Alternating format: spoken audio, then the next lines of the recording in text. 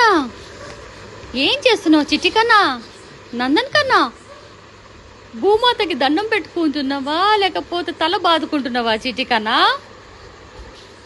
ఎందుకు తల బాదుకుంటున్నావు? చిట్టి కన్నా, ఏం కష్టం వచ్చింది నీకు తల బాదుకుంటున్నావు? చిట్టి కన్నా,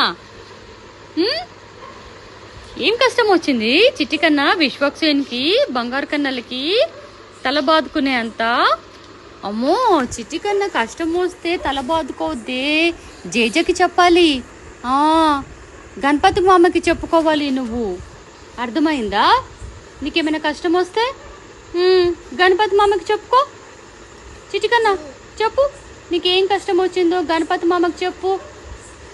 గణపతి మామ నీకు బ్లెస్సింగ్స్ ఇస్తారు.